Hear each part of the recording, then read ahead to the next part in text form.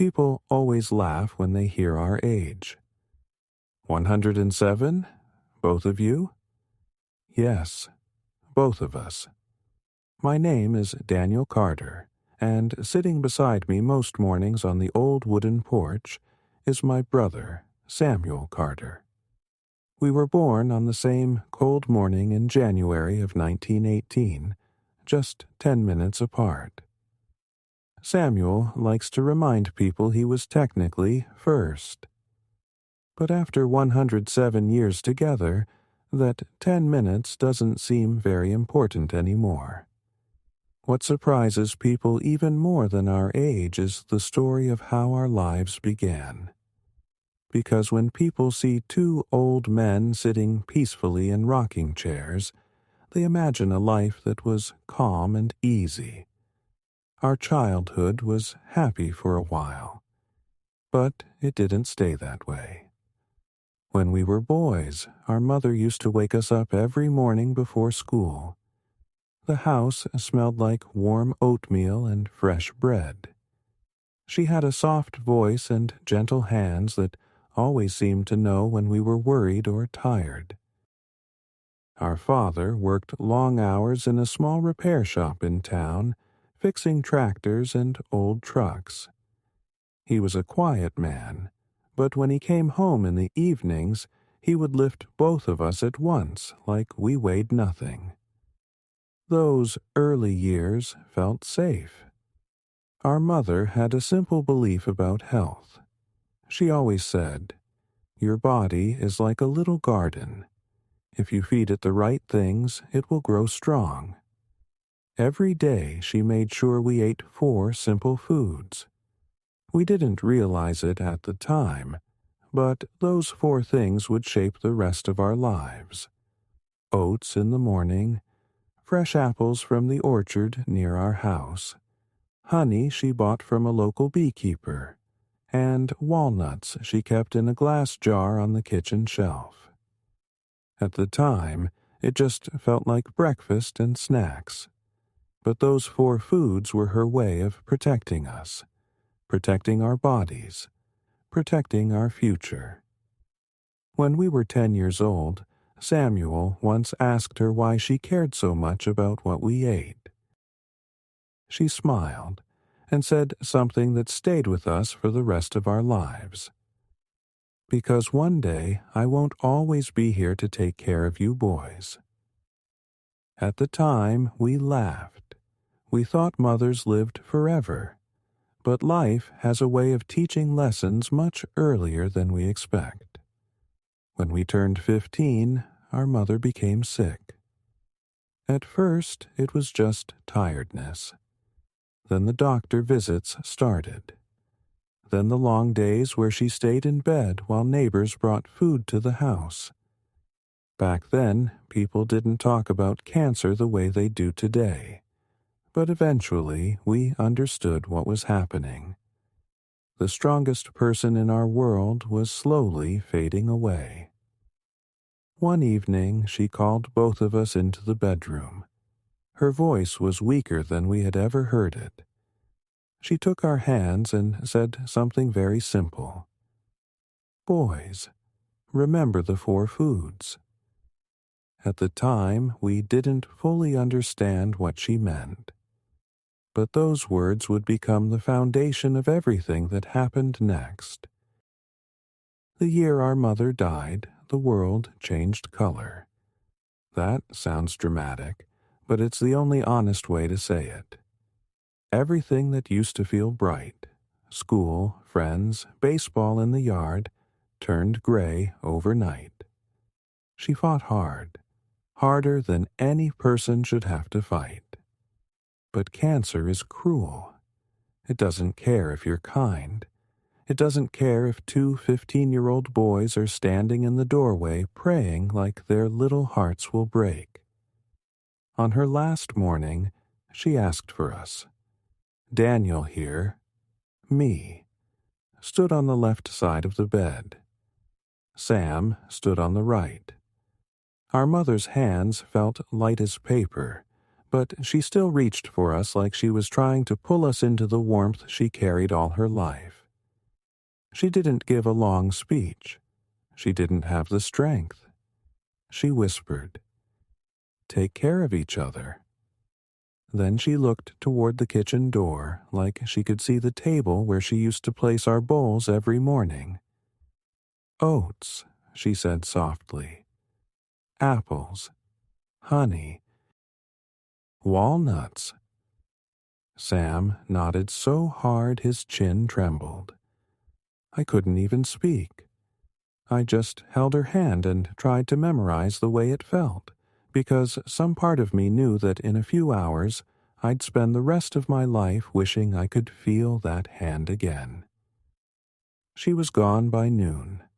The funeral was small. People brought casseroles and said kind things, but we barely heard any of it.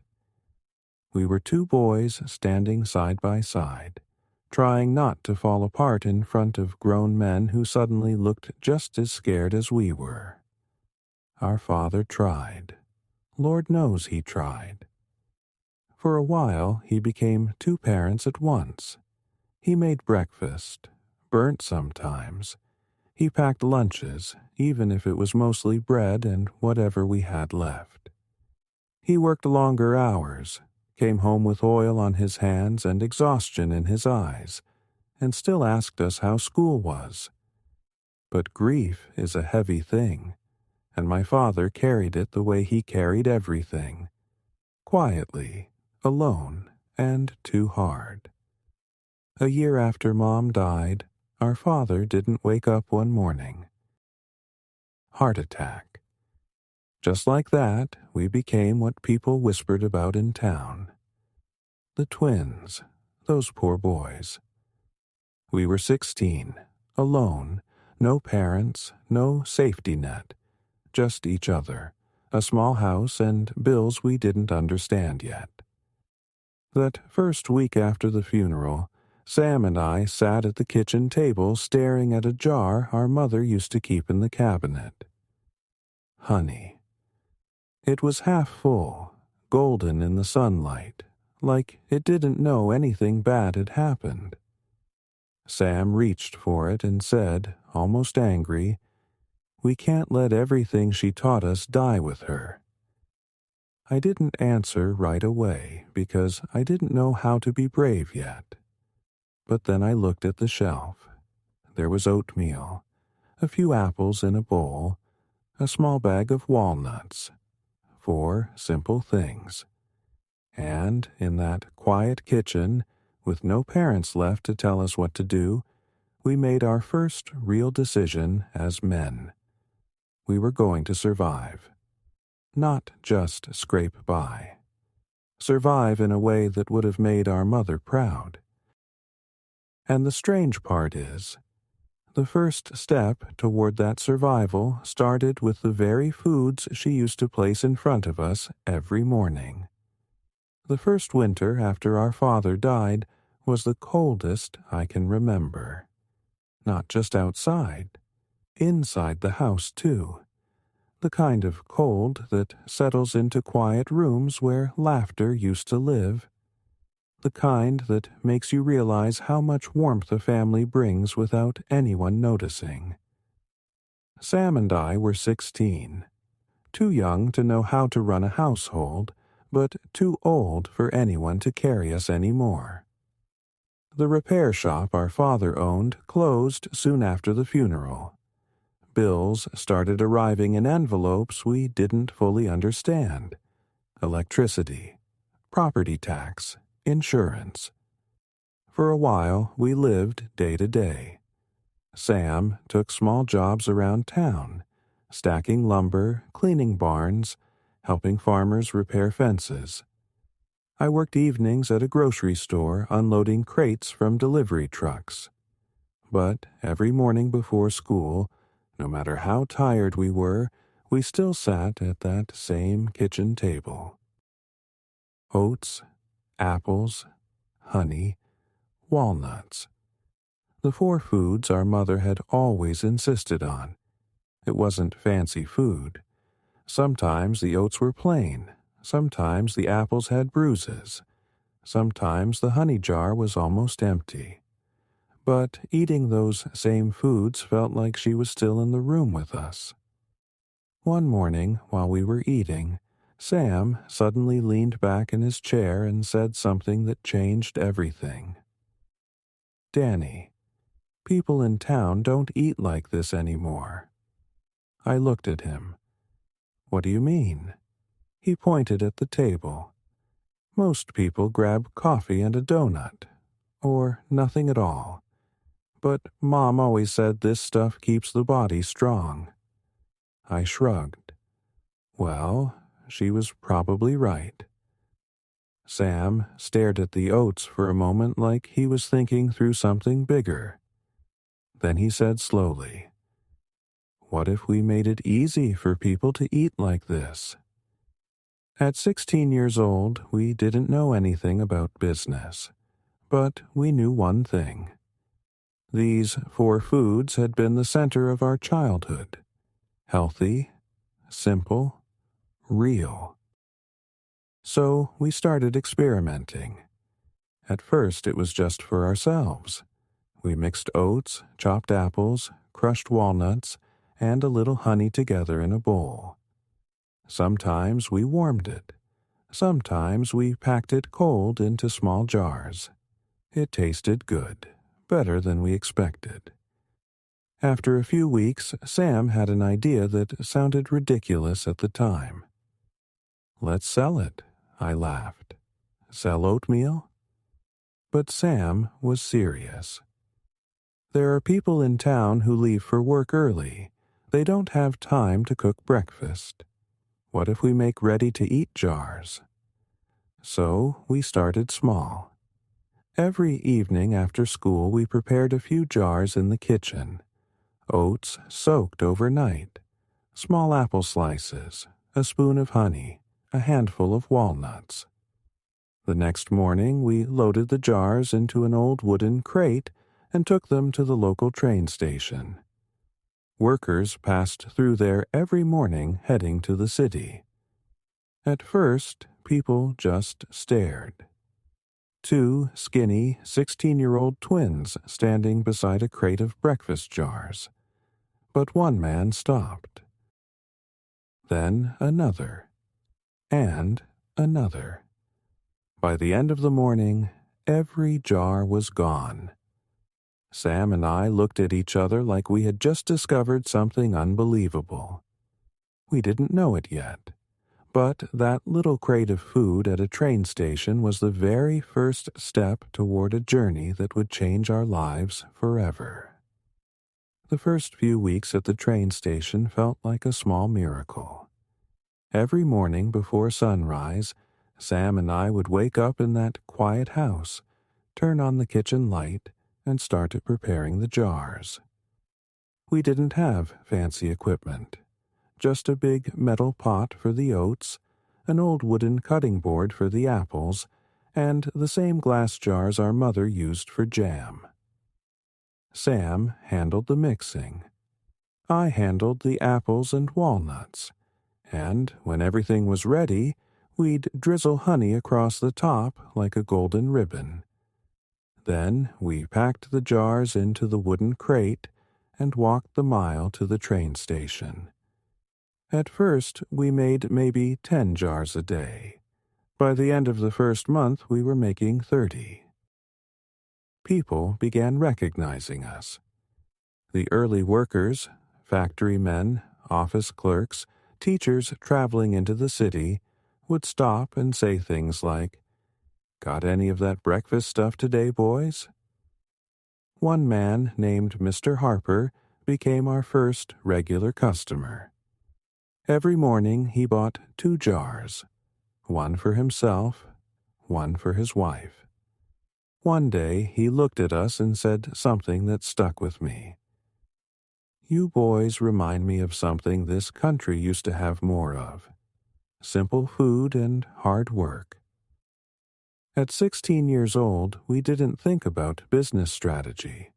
We were just trying to keep the lights on at home.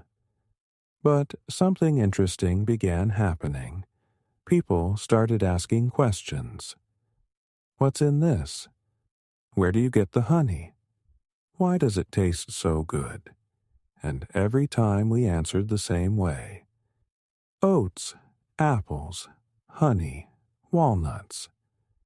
4 simple ingredients. The same 4 our mother had given us every day when we were children. Soon, the train station manager approached us.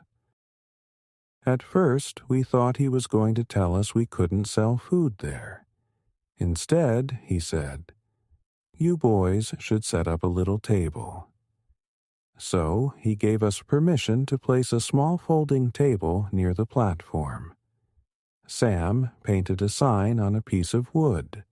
It said, "Morning Strength, Natural Breakfast." Underneath, we wrote the ingredients: oats, apples, honey, walnuts. We were still just 2 teenagers, but that little table started attracting attention. Within 6 months, we were waking up at 4 in the morning to prepare enough jars for the crowd. And something inside me started to change. For the first time since our parents died, I felt something other than grief. I felt purpose. We weren't just surviving anymore. We were building something. And the strange part is that every jar we sold felt like a quiet conversation with our mother. Because the world was discovering the same truth she had always believed. Sometimes the simplest things are the most powerful. But the real turning point in our story came 2 years later. When a stranger stepped off that train one cold morning and tasted our breakfast for the first time. It was a cold autumn morning when everything changed. Sam and I had already sold most of our jars by the time the 7:40 train from Chicago arrived. The platform was busy, the way it always was. People moving quickly, coats pulled tight, the smell of coal and metal hanging in the air. We were packing up the last 3 jars when a tall man stepped off the train. He looked different from the usual crowd. Clean gray suit, polished shoes, a leather briefcase that probably cost more than everything in our kitchen combined. He slowed down when he saw our little table. Then he walked over. "What's this?" he asked. Sam gave the same answer he had given 100 times before. "Breakfast, sir." The man looked at the jars. "Oats, apples, honey, walnuts?" Sam nodded. 4 ingredients. That's it. The man smiled a little. "Well, that's refreshing." He bought a jar and stood there eating it slowly while watching the people rushing past the platform. After a few minutes, he said something we weren't expecting. "This is very good." We thanked him politely and started packing the crate. But then he asked another question. "How many of these do you boys sell each morning?" Sam shrugged. "Maybe 50, sometimes 60. The man's eyebrows lifted slightly. "And you make them yourselves?" "Yes, sir." He finished the jar, wiped the spoon on a napkin, and placed it back on the table. Then he said something that made Sam and I look at each other in confusion. "You boys are sitting on a business." At the time, we didn't fully understand what he meant. To us, it was just breakfast. Just food. Just a way to keep our small house and pay the bills. The man introduced himself. Mr. Robert Hastings. He owned a small food distribution company in Chicago. He explained that people in the city were beginning to care more about healthy food. But most companies were selling processed products with long ingredient lists. "This," he said, tapping the empty jar, "is something people trust." 4 ingredients. Nothing complicated. Nothing artificial. Just real food. He asked if he could come visit our kitchen the following weekend. We thought he was joking. But the next Saturday morning, a black car pulled up outside our small house, and Mr. Hastings stepped out wearing the same gray suit.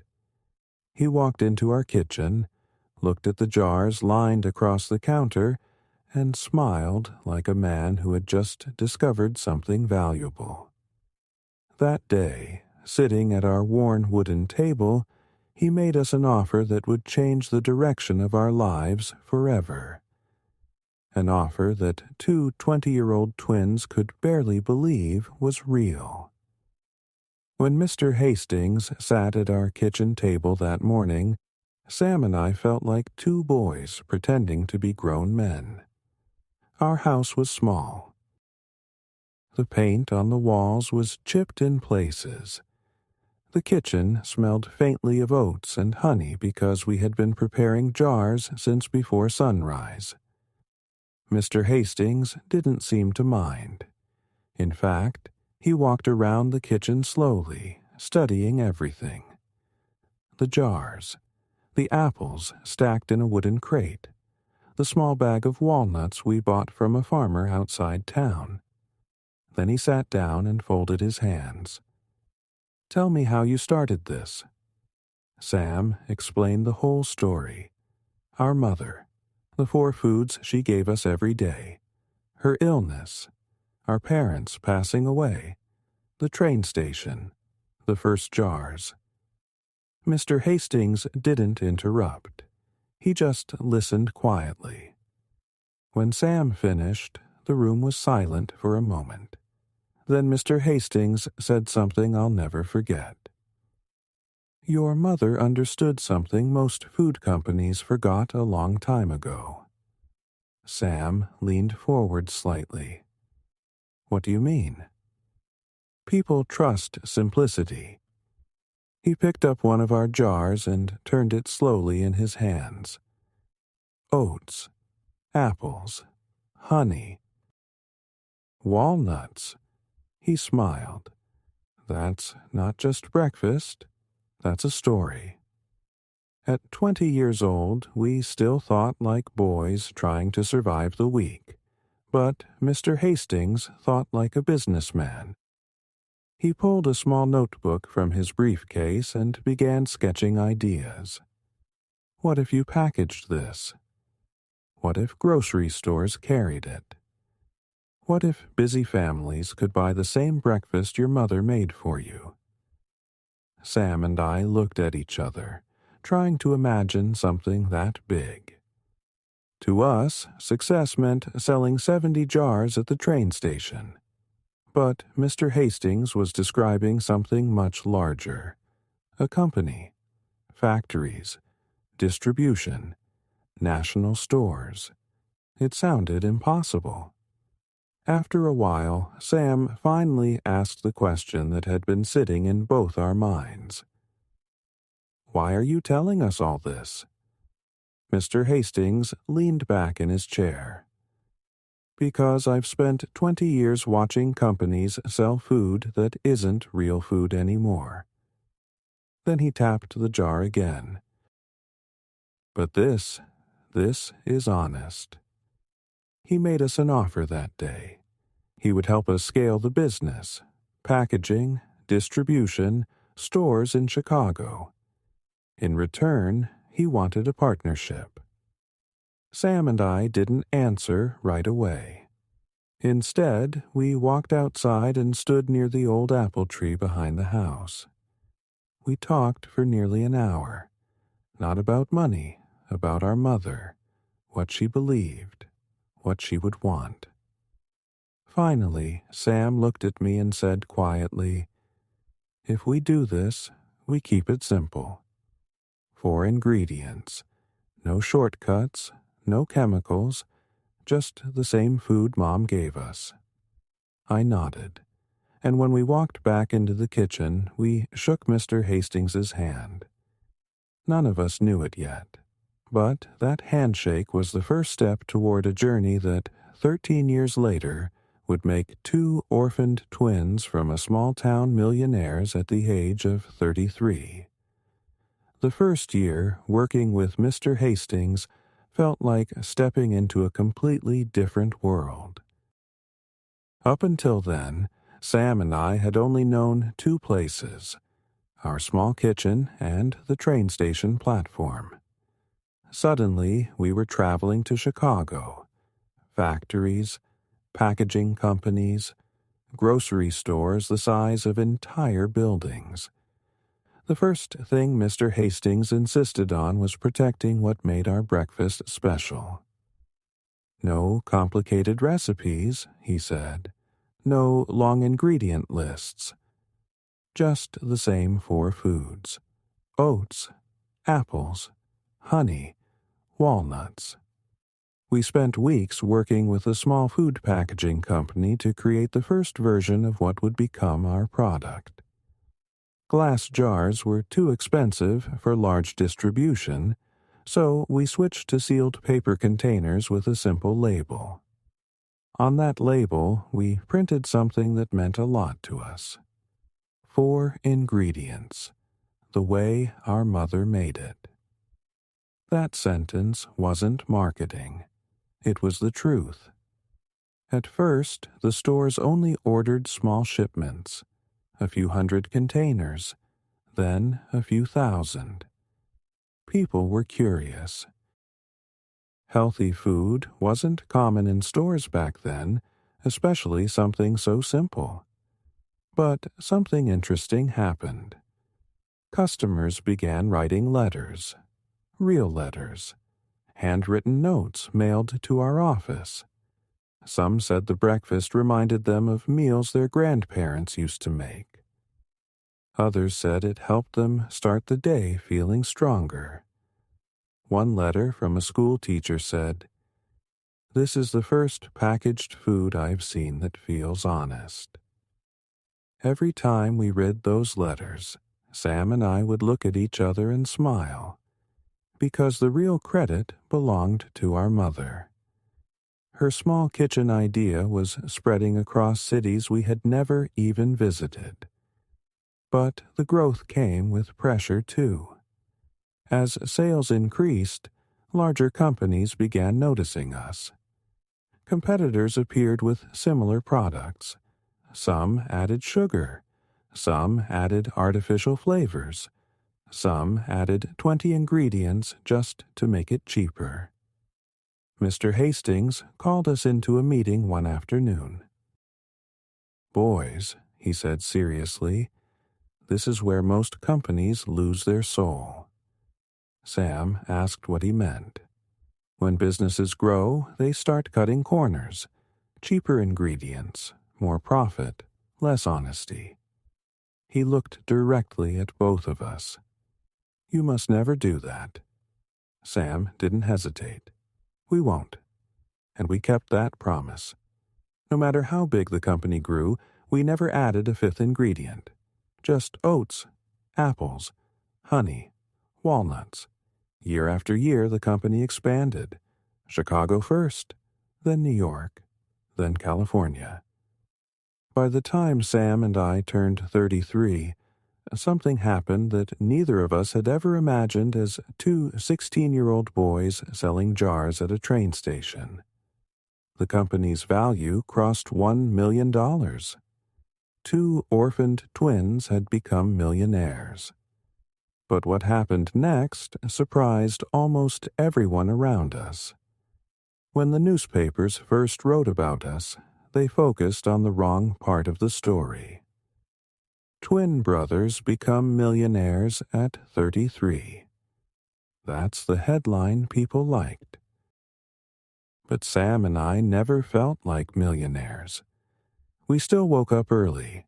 We still ate the same breakfast: oats, apples, honey, walnuts. And every time we saw the company numbers growing, the same thought kept returning to us. This was never really about money. One evening, shortly after the company crossed the $1 million mark, Sam and I sat together in the small office Mr. Hastings had helped us build in Chicago. Stacks of letters from customers covered the desk. Some thanked us for the food. Others told personal stories. Families eating breakfast together again. Parents choosing healthier food for their kids. But one letter stood out. It was from a woman in Ohio whose husband had recently passed away from cancer. She wrote that her 2 young sons loved our breakfast. At the bottom of the letter, she wrote something that stopped both of us cold. Your story about your mother reminded me to take better care of my boys. Sam read that sentence 3 times. Then he leaned back in his chair and stared at the ceiling for a long time. Finally, he said quietly, "Danny, Mom never cared about money." I nodded. She cared about people. The next morning, we called Mr. Hastings into the office. He expected a business meeting. Instead, Sam told him something that surprised him. "We don't want to keep the money." Mr. Hastings looked confused. "What do you mean?" "We want the company to keep growing," I explained. "But the profits, we want them to help people." For a moment, the room was silent. Then Mr. Hastings slowly smiled. "You boys really did learn from your mother." So, at 33 years old, Sam and I made a decision that shocked most of the business world. We kept enough money to live simply. A house, food, the things we needed. Everything else went somewhere else. Hospitals, children's food programs, community farms, cancer research, scholarships. We never made a big announcement about it. No press conference, no publicity campaign. Just quiet giving. And something strange happened after that. The company kept growing, not because of marketing, but because people trusted it. They could feel that the story behind it was real. 2 boys, a mother, 4 simple foods, and a promise never to forget where it all started. Now, sitting here at 107 years old, Sam and I still wake up most mornings the same way we did when we were children. 2 bowls, 4 ingredients, and a quiet memory of the woman who gave us everything long before we ever had money. By the time Sam and I were in our 40s, something strange had happened. Our company had become bigger than anything we had ever imagined as boys, standing beside that wooden table at the train station. Factories were producing thousands of breakfasts every day. Grocery stores across the country carried our product. Letters came from people in states we had never even visited. But our lives did not look the way most people imagine the lives of millionaires. We still lived in the same small town where we grew up. Our house was simple. 2 floors, a small porch, a garden behind it where Sam liked to grow apples, even though they were never as perfect as the ones from our childhood orchard. Neighbors sometimes laughed when they realized who we were. "You boys could live anywhere in the world," one man once said. Sam just smiled and replied, "We already do." Because the truth is, we never wanted a life full of luxury. Luxury had never been part of our story. What mattered to us was something much quieter. Watching children eat real food again, helping small farmers grow oats and walnuts, supporting hospitals that treated the same disease that took our mother. Every year we donated more money than we kept. Schools, medical research, food programs for families who struggled to afford healthy meals. But we never made speeches about it. We never placed our names on big buildings, because the truth is, the giving was not about us. It was about her, our mother. Every jar of breakfast we ever sold still followed the same rule we promised Mr. Hastings decades earlier. 4 ingredients. Nothing more, nothing less. And every time we sat down to eat those same 4 foods ourselves, we remembered the small kitchen where everything began. Sometimes people ask us the secret to living such a long life. We usually laugh. There are probably many reasons. Good food, hard work, staying curious. But Sam always gives the same answer. It started with our mother. She gave us 4 simple foods, but she also gave us something much more powerful, a way of living, a way of caring for others, and a way of remembering that the smallest habits can shape an entire lifetime. Now, at 107 years old, Sam and I still sit on the porch most mornings. 2 bowls, 4 ingredients, oats, apples, honey, walnuts. And when the sun rises over the trees, sometimes we look at each other and smile. Because the truth is, everything we built in this life started with something incredibly small. A mother's love served at the breakfast table. As the years passed, Sam and I noticed something interesting about people. When they heard our story, they usually focused on the business. How did you build the company? How did you become millionaires?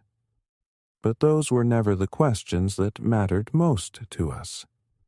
The real question was something much quieter. What do you do after success arrives?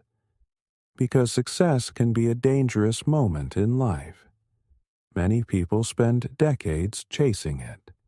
Then, when it finally arrives, they lose the things that made them strong in the first place. But Sam and I always had something that kept us grounded. Every morning began the same way. Before any meetings, before any decisions, before any letters from the company, we sat at the kitchen table. 2 bowls, oats, apples, honey, walnuts. That routine never changed. It reminded us who we were before the business, before the money, before anyone outside our town even knew our names. Sometimes young entrepreneurs visited us asking for advice. They expected complicated answers about strategy, investments, or leadership. But Sam usually told them something simple. If you forget where you started, success will eventually ruin you. I often added something our mother used to say. Take care of your body and take care of people. Those 2 things guided nearly every decision we made. When the company grew larger, investors approached us many times with offers to sell. Huge numbers. More money than we could have imagined when we were teenagers. But every time we said no, because we knew what would happen. The ingredients would change. Cheaper apples, artificial flavors, more sugar, more profit, less honesty, and we could never allow that. Not after everything our mother taught us. So the company stayed the way it began. Simple. 4 ingredients. Real food, and profits that quietly helped people in need. Years passed. Decades passed. Friends grew old. Some passed away. But Sam and I kept the same rhythm. Work, give, eat simply, stay grateful, and somehow, without trying to chase longevity, we simply kept living. Now, when people ask us what the real secret to our long life is, we smile, because the answer isn't complicated.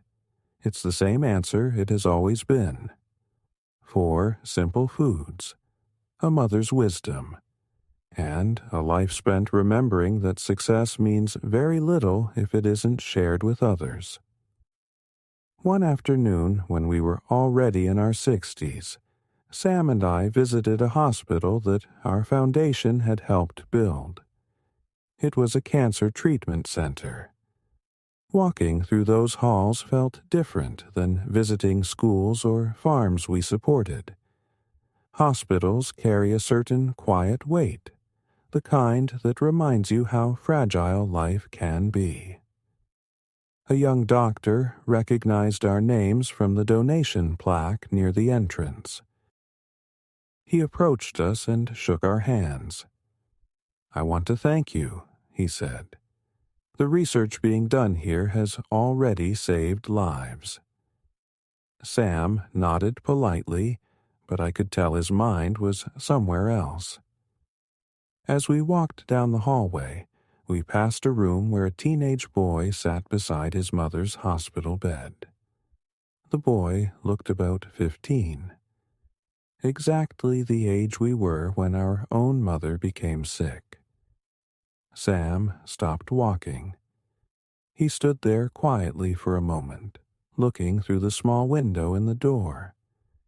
Then he turned to me and whispered something I hadn't heard him say in decades. "Danny, that was us." And he was right. Suddenly, I wasn't an old man in a hospital hallway anymore. I was 15 again, standing beside our mother's bed, trying to understand a world that had suddenly become frightening and uncertain. We didn't go inside that room. It wasn't our place. But before we left the hospital that day, Sam spoke with the director of the research department. We made another quiet donation. A large one, enough to fund several more years of research. The director asked if we wanted our names placed on a new wing of the building. Sam shook his head.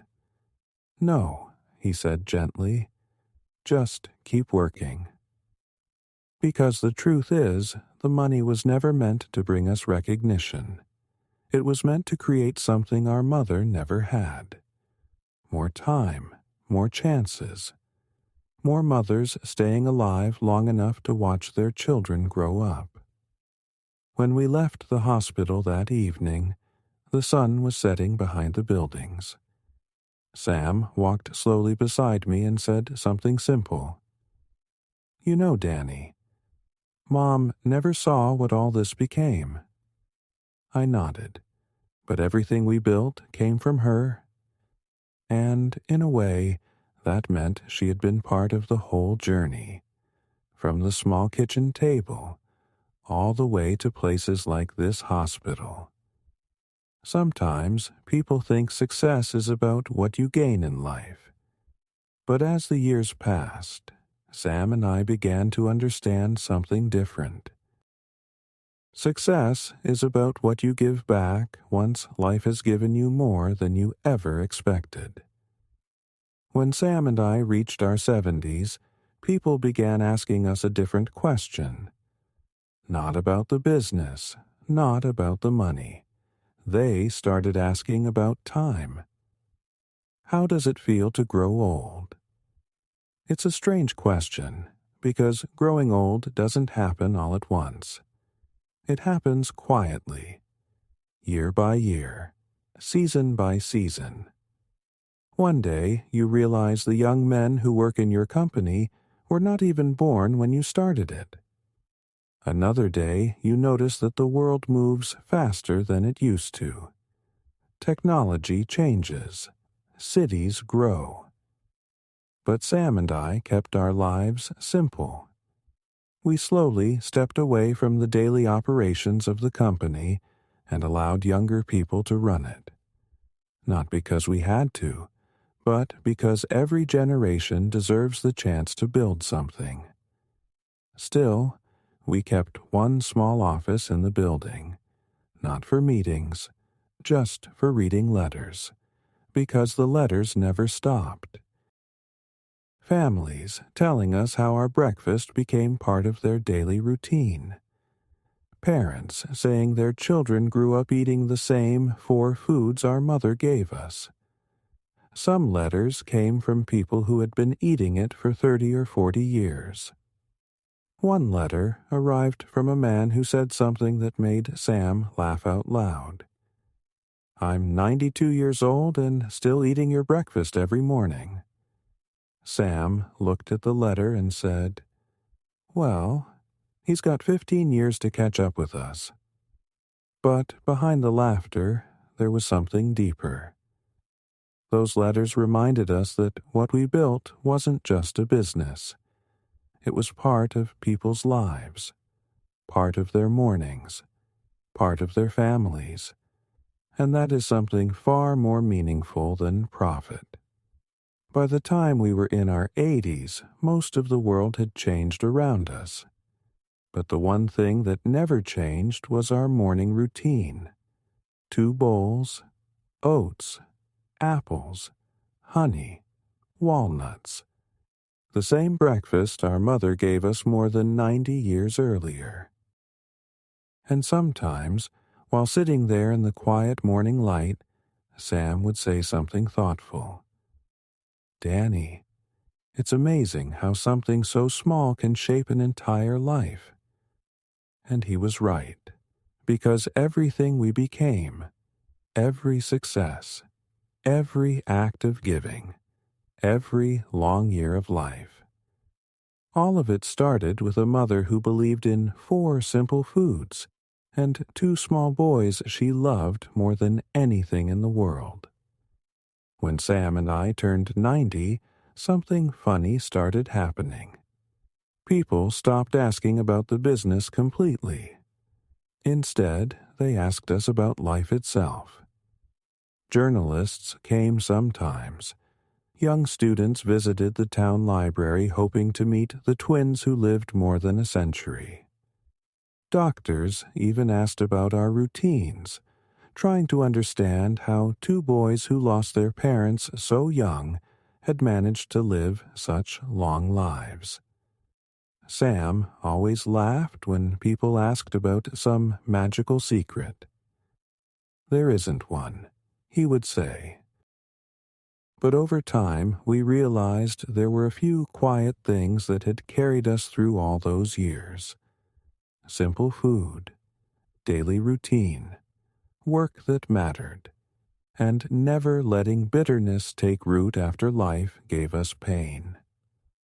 Losing our mother at 15 could have broken us. Losing our father a year later easily could have ended our story before it even began. But something our mother planted inside us was stronger than tragedy. Responsibility, love for each other, and a belief that life still had something waiting for us. One evening, not long after our 90th birthday, Sam and I walked slowly through the small orchard behind our house. The trees were older now, so were we. Sam leaned against one of the trunks and said something thoughtful.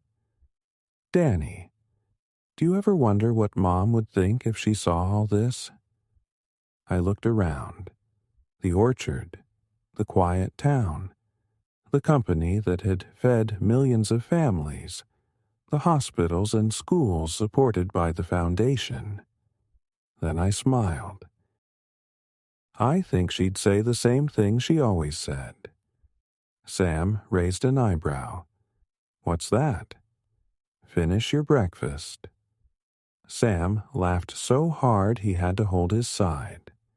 Because in the end, all our success, all the years, all the good we tried to do, none of it changed the simple rhythm she taught us. Take care of your body, take care of people, and never forget the small habits that build a strong life. Now, at 107 years old, Sam and I spend most of our mornings the same way we always have. 2 chairs on the porch, 2 bowls on the table, oats, apples, honey, walnuts.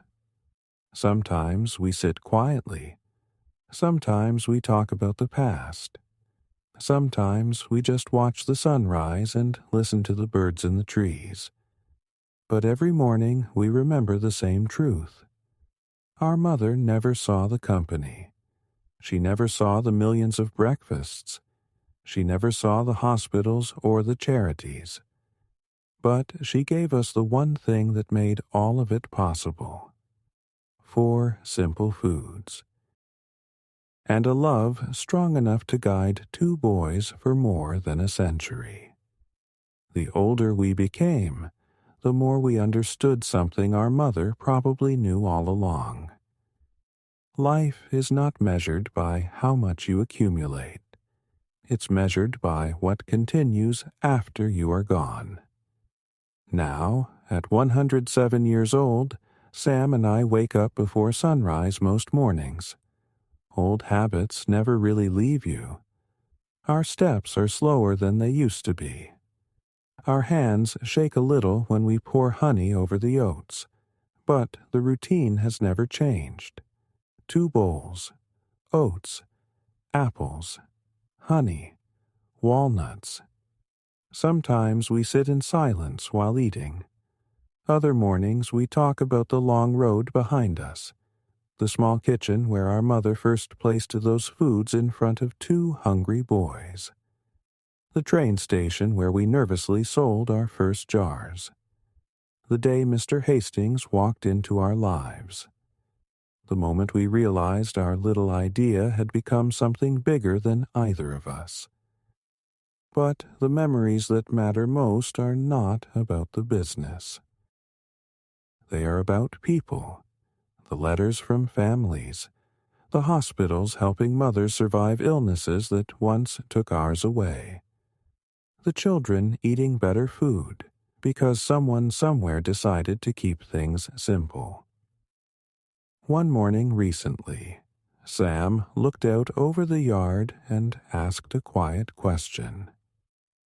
"Danny, what do you think happens to the company when we're gone?" I thought about it for a moment. Then I pointed toward the small foundation building across the road. The company now belongs entirely to the charitable foundation we created years ago. Every profit still goes where it always has: hospitals, food programs, research, families who need help. It will keep doing the same thing, I told him. Sam nodded slowly. That's good. Because the truth is, Sam and I never wanted to leave behind wealth. We wanted to leave behind help. And the beautiful thing is that the entire story began with something incredibly small. Not money, not ambition. Just a mother standing in a kitchen many years ago, placing 4 simple foods in front of 2 boys she loved. If she were here today, she probably wouldn't care about the company. She wouldn't care about the millions of breakfasts or the money given away. She would probably just smile and say something simple. "Did you boys eat this morning?" And the answer would still be the same. Yes. Oats, apples, honey, walnuts. 4 simple things that carried 2 brothers through tragedy, through success, and through more than a century of life. And if our story means anything at all, it's this. Sometimes the greatest things in life don't begin with grand ideas. They begin with small acts of love repeated every day.